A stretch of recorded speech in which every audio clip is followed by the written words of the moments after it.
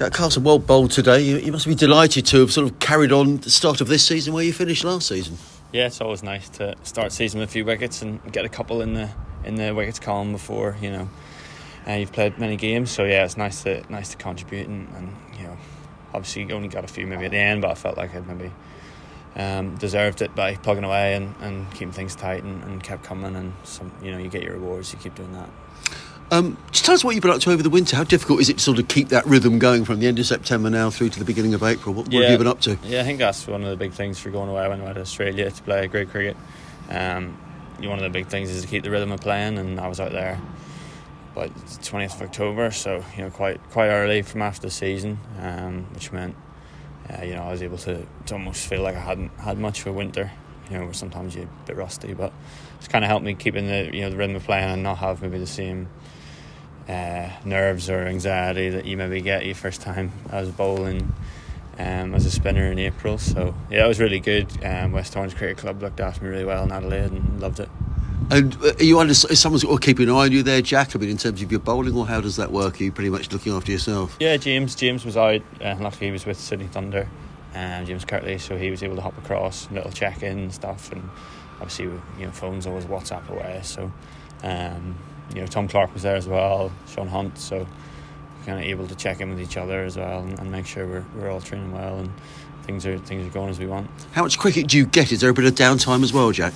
Yeah, you got Tuesday, Thursday club training, and then Saturday play, maybe the odd Saturday, Sunday.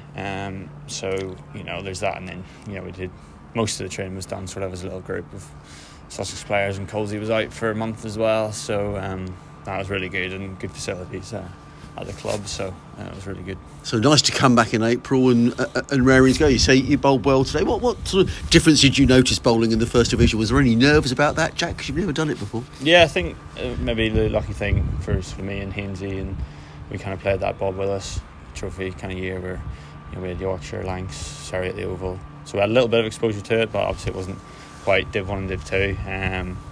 But yeah, I think you want to be able to make that step up and show people that you can do well in Div 1 and contribute in Div 1 as well, and take away maybe that stigma of all your wickets being in Div 2. So yeah, it's nice to start with a couple of wickets and hopefully kick on.